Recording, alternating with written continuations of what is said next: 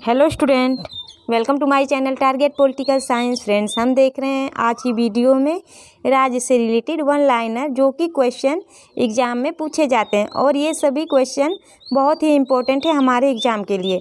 अगर आप TGT PGT की तैयारी कर रहे हैं या आरपीएससी फर्स्ट ग्रेड की या आने वाली वैकेंसी जो एलटी ग्रेड की है, तो आप इसे अवश्य देखें। इसके 4 पार्ट हमने पिछली वीडियो में कंप्लीट करा दिए हैं, जिसकी प्लेलिस्ट बनी हुई है, आप उसे जाके देख लीजिए। और आपको बता दें कि अगर आप ये सभी पार्ट देख लेते हैं तो राज्य से रिलेटेड कोई भी क्वेश्चन आएंगे तो आपके गलत नहीं होंगे, क्योंकि इससे बाहर क्वेश्चन नहीं आने वाले। अगर हम कंप्लीट वीडियो जब इसके सभी पार्ट बन जाएंगे तो आप देख लीजिएगा, खुद से ही चेक कर लीजिएगा कि इससे बाहर अगर क्वेश्चन बन रहे हैं कि नहीं। थोड़े मॉडरेट कर दिए जाएंगे, चेंज कर दिए जाएंगे, पर क्वेश्चन वही होते हैं, क्योंकि आपके सिलेबस के बाहर क्वेश्चन नहीं पूछे जाएंगे, सिलेबस के अकॉर्डिंग ही क्वेश्चन पूछे जाएंगे।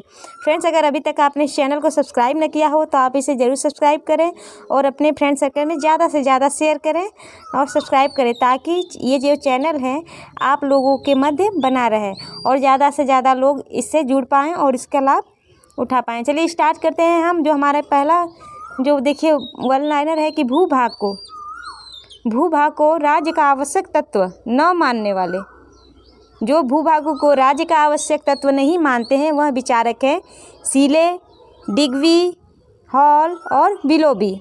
सीले, डिग्वी, हॉल और बिलोबी ऐसे विचारक हैं जो कि राज्य का आवश्यक तत्व नहीं मानते हैं। किसको? तो भूभाग को।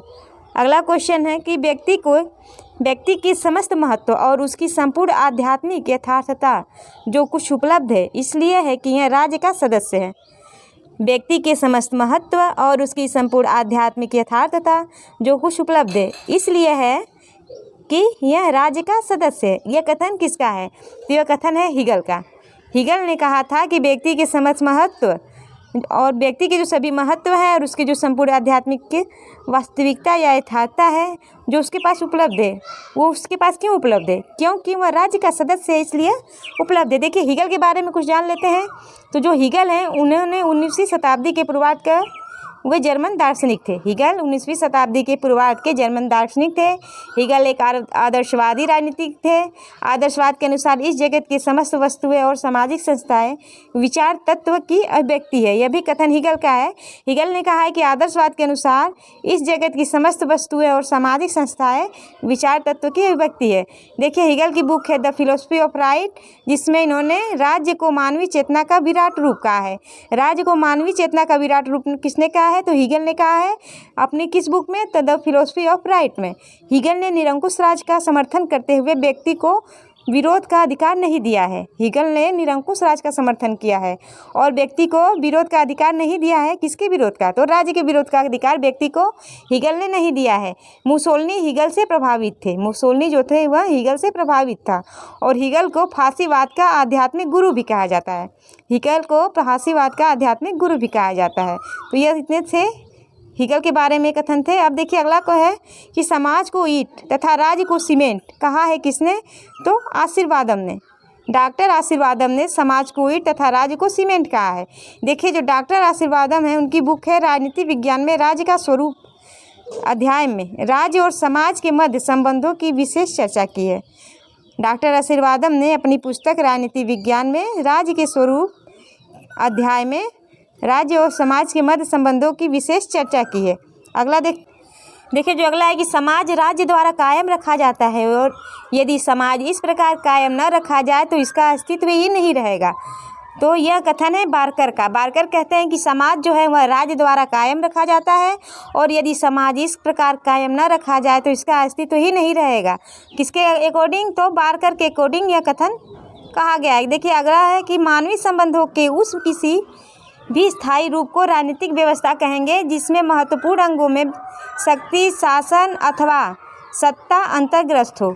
मानवीय संबंधों के उस किसी भी स्थायी रूप को राजनीतिक व्यवस्था कहेंगे जिसमें महत्वपूर्ण अंगों में शक्ति, शासन अथवा सत्ता अंतर्ग्रस्त हो।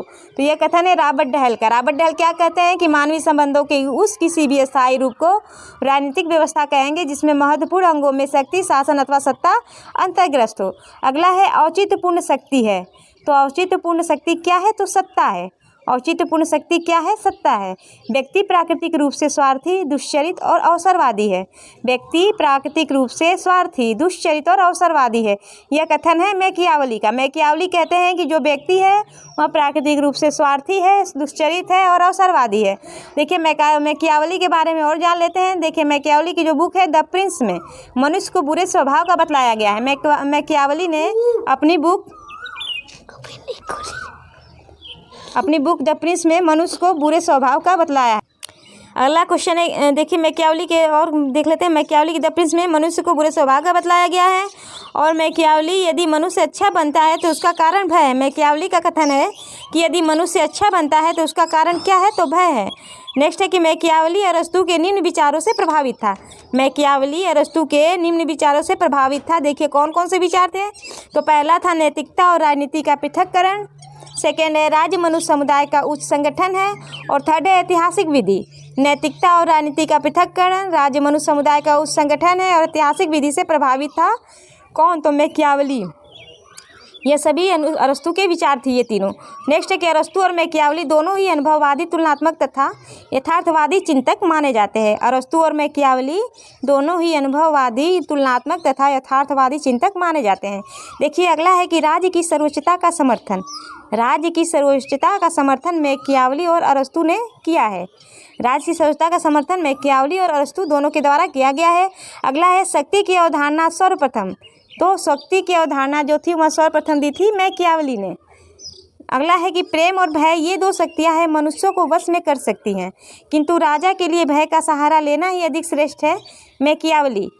मैकियावली का यह कथन है कि जो प्रेम और भय है ये दो शक्तियां हैं जो मनुष्यों को वश में कर सकती हैं, किंतु राजा के लिए भय का सहारा लेना ही अधिक श्रेष्ठ होगा। यह कथन था मैकियावली का। अगला है कि शक्ति भय की जननी है और भय प्रेम की अपेक्षा अधिक अनुशासन रखने में समर्थ है। शक्ति भय की जननी है और भय जो है वह प्रेम की अपेक्षा अधिक अनुशासन रखने में समर्थ है। तो यह कथन किसका है? तो यह कथन है मैकियावली का। शक्ति एक विशेष प्रकार का प्रभाव है जिसके न पालन करने पर घोर हानियाँ उठानी पड़ती है। शक्ति एक प्रकार का विशेष प्रकार का प्रभाव है जिसके न पालन करने पर घोर हानियाँ उठानी पड़ती है। यह है रॉबर्ट डहल का कथन। रॉबर्ट डहल कहते हैं कि शक्ति एक विशेष प्रकार का प्रभाव है जिसके न पालन करने पर घोर हानियाँ उठानी पड़ती है। अगला क्वेश्चन है कि राजा शेर की तरह साहसी एवं लोमड़ी की तरह चालाक होना चाहिए। तो यह कथन है मैकियावली का। मैकियावली कहते हैं कि जो राजा है वह शेर की तरह साहसी हो और लोमड़ी की तरह चालाक हो। यह कथन है मैकियावली का। देखिए अगला क्वेश्चन, देखिए अगला जो है वह मैकियावली की बुक दी गई है और उस बुक में उसकी विषय वस्तु क्या है वह बतलाया गया है यहाँ पे। और देखिए क्वेश्चन में ये पूछे जाते हैं कि कौन सा बुक है, किससे संबंधित है। तो देखिए जो इनकी बुक है मैकियावली की आर्ट ऑफ वार है। यह संबंधित है युद्ध नीति से संबंधित है। आर्ट ऑफ वार बुक जो कि है मैकियावली की पुस्तक है आर्ट ऑफ वार, जो संबंधित है युद्ध नीति से संबंधित है। दूसरी इनकी बुक है द डिस्कोर्सेस ऑन लिवी। देखिए मैकियावली की जो दूसरी पुस्तक है द डिस्कोर्सेस ऑन लिवी, यह इससे संबंधित है कि राज्य की प्रकृति और उसके स्वरूप को स्पष्ट करती है। यह बुक जो है राज्य की प्रकृति और उसके स्वरूप को स्पष्ट करती है। कौन सी book? The discourses on Livy. यह किसकी बुक है? तो यह बुक है मैकियावली की। थर्ड है द प्रिंस। द प्रिंस में शासन कला से संबंधित विचार बतलाए गए हैं। मैकियावली की जो बुक है द प्रिंस, इसमें शासन कला से संबंधित विचार हैं। तो क्या क्या बतलाया मैंने? आर्ट ऑफ वार यह संबंधित है युद्ध नीति से। द डिस्कोर्सेस ऑन लिवी यह संबंधित है राज्य की प्रकृति और उसके स्वरूप से। द प्रिंस संबंधित है शासन कला से। अगला है मैकियावली के अनुसार। देखिए मैकियावली के अनुसार राज्य एक कृत्रिम निर्माण, इतिहास में एक ऐसा भी समय था जब राज्य नहीं था। राज्य एक कृत्रिम निर्माण है, इतिहास में एक ऐसा भी समय था जब राज्य नहीं था। मनुष्य के दुष्ट प्रभाव के कारण राज्य का जन्म हुआ है। राज्य का जन्म इसलिए होता है क्योंकि मनुष्य सबसे अधिक सुरक्षा चाहता है और सुरक्षा तभी प्राप्त हो सकती है जब मनुष्य राज्य के प्रति पूर्ण समर्पण कर दे। तो यह कथन है मैकियावली का। मैकियावली कहते हैं कि राज्य एक कृत्रिम निर्माण है, इतिहास में एक ऐसा भी समय था जब राज्य नहीं था। मनुष्य के दुष्ट स्वभाव के कारण राज्य का उदय हुआ। राज्य का जन्म इसलिए होता है क्योंकि मनुष्य सबसे अधिक सुरक्षा चाहता है और सुरक्षा तभी प्राप्त हो सकती है जब मनुष्य राज्य के प्रति पूर्ण समर्पण कर दे। यह कथन है मैकियावली का। अगला है कि राज्य एक सर्वोच्च राजनीतिक संस्था के रूप में मैकियावली के लेखनी से ही पहली बार अभिव्यक्ति हुआ और तब से उसे संप्रभु कहा जाने लगा। बाद में यहीं से संप्रभुता का सिद्धांत प्रतिपादित किया गया जो आधुनिक राज्य का महत्वपूर्ण तत्व है। यह कथन है सेबाइन का। सेबाइन कहते हैं कि राज्य एक सर्वोच्च राजनीतिक संस्था के रूप में मैकियावली के लेखनी से ही पहली बार अभिव्यक्ति हुआ और तब से उसे संपूर्ण कहा जाने लगा। तब से उसे क्या कहा जाए? संप्रभु कहा जाने लगा। बाद में यहीं से संप्रभुता का सिद्धांत प्रतिपादित किया गया जो आधुनिक राज्य का महत्वपूर्ण तत्व है। यह कथन है सेबाइन का। अगला है कि अरस्तु के परिवार संबंधी विचारों पर असहमति रखने वाले पहले आधुनिक विचारक थे तो हॉब्स जो थे वह अरस्तु के परिवार संबंधी विचारों पर असहमति व्यक्त किया था हॉब्स ने अरस्तु के परिवार संबंधी विचारों पे, जो कि आधुनिक विचारक थे हॉब्स एक आधुनिक विचारक थे जो पहले ऐसे भी आधुनिक विचारक थे जिन्होंने अरस्तु के परिवार संबंधी विचारों पर असहमति प्रकट की थी। अगला है राजतंत्र का निरूपण द प्रिंस में किया गया है मैकियावली के, और गणतंत्र का निरूपण इन्होंने डिस्कोर्सेस में किया है। देखिए, स्वतंत्रता का निरूपण किया है द प्रिंस में मैकियावली ने और अपनी बुक डिस्कोर्सेस में उन्होंने गणतंत्र का निरूपण किया है। देखिए, अगला है व्यक्ति अपने पिता की मृत्यु को तो भूल सकता है परंतु उसकी संपत्ति की हानि को नहीं भूल सकता। यह कथन है मैकियावली का। मैकियावली कहते हैं कि व्यक्ति अपने पिता की मृत्यु को भूल सकता है परंतु उसकी संपत्ति की हानि को नहीं भूल सकता। यह कथन है मैकियावली का। अगला है अनुदारवादी सिद्धांत। तो अनुदारवादी सिद्धांत है, इसके समर्थक हैं बर्क। लेवियाथान की जो तिथि है, प्रकाशन तिथि 1651। यह क्वेश्चन पूछा जाता है एग्जाम में लेवियाथान के जो प्रकाशन तिथि के बारे में, तो यह है 1651। लोकतांत्रिक केंद्रिततावाद जो है, यह जो विचार है यह है लेनिन का। लोकतांत्रिक केंद्रिततावाद विचार है लेनिन का। देखिए, अगला है सकारात्मक स्वतंत्रता की बात की है हीगल ने। सकारात्मक स्वतंत्रता की बात की है हीगल ने। सुख और दुख गणक की बात की है बेंथम ने। वैज्ञानिक व्यक्तिवाद, तो वैज्ञानिक व्यक्तिवाद से जुड़े हैं स्पेंसर वैज्ञानिक व्यक्तिवाद से समर्थक है।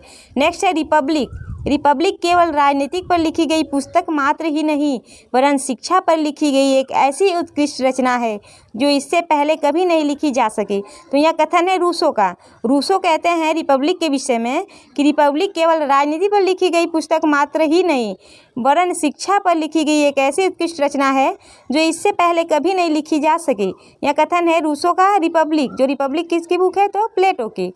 देखिए, अगला है कि प्लेटो राज्य के आदर्शवादी सिद्धांत का जनक है क्योंकि उसने अपने सिद्धांत को अच्छाई के विचार पर आधारित किया है।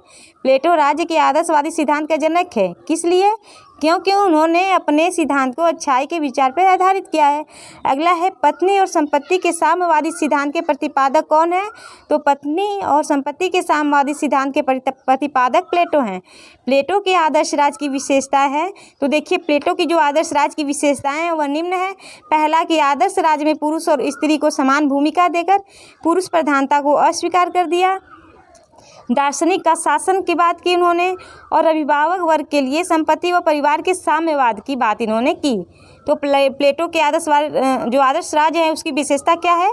आदर्श राज्य में पुरुष और स्त्री को समान भूमिका देकर पुरुष प्रधानता को अस्वीकार किया।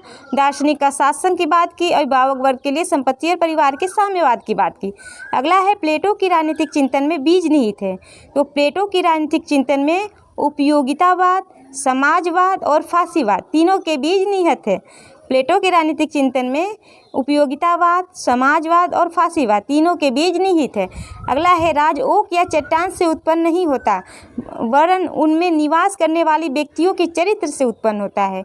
यह कथन है प्लेटो का। प्लेटो कहते हैं कि जो राज्य है वो ओक या चट्टान से नहीं उत्पन्न होता वरन उनमें निवास करने वाले व्यक्तियों के चरित्र से उत्पन्न होता है। यह कथन है प्लेटो का। अगला है राज्य का दार्शनिक सिद्धांत। तो राज्य का दार्शनिक सिद्धांत से समर्थक है बोसांग के। राज्य और विधि का समान सिद्धांत, राज्य और विधि के समान सिद्धांत के समर्थक है कैल्सन। दार्शनिक उग्रवाद के समर्थक है बेंथम और नागरिक सद्गुणों के वृद्धि की पूर्व दशा के रूप में गणतंत्रवाद। नागरिक सद्गुणों के वृद्धि अभिवृद्धि की पूर्व दशा के रूप में गणतंत्रवाद। तो इसके समर्थक जो है वह है मैकियावली। अगला है राज्य साधन है साध्य नहीं। तो यहाँ कथन है उदारवाद का कि राज्य जो है वह साधन है, साध्य नहीं। देखिए अगला है सर्वाधिकारवादी विचारक हैं। तो सर्वाधिकारवादी विचारक है मुसोलिनी और हिटलर। सॉफ्ट स्टेट यानी मृदुल राज्य की बात की है गुरनार मिर्डल ने। देखिए सॉफ्ट स्टेट जो है वह एशियन ड्रामा में नवोदित एवं विकासशील देशों के लिए सॉफ्ट स्टेट शब्द का प्रयोग किया है, यानी मृदुल राज्य का प्रयोग किया गया है एशियन ड्रामा में नवोदित एवं विकासशील राज्यों के लिए। अगला है वैज्ञानिक समाजवाद। वैज्ञानिक समाजवाद की मान्यता है राज्य क्या है तो शोषण का यंत्र है। प्रत्ययवाद राज्य का तत्व मीमांसावादी सिद्धांत है। अराजकतावाद राज्य का अनावश्यक और अवांछनीय दोनों है। अधिनायकवाद एक व्यक्ति अथवा दल में असीमित शक्ति। अधिनायकवाद बात करता है एक व्यक्ति अथवा दल में असीमित शक्ति। दर्शन शास्त्र संबंधित है मन से, राजनीतिक विज्ञान शक्ति से, अर्थशास्त्र व्यापार से, समाजशास्त्र स्तर विन्यास से, राज्य सरकार के संसाधनों में। चलिए फ्रेंड्स अब अगली वीडियो में इसके आगे की जो वन लाइनर है हम अगली वीडियो में देखते हैं, मिलते हैं। अगर आपको यह क्लास पसंद आई हो तो आप इसे ज़रूर सब्सक्राइब करिए और लाइक कीजिए। मिलते हैं अगली वीडियो में, तब तक के लिए धन्यवाद।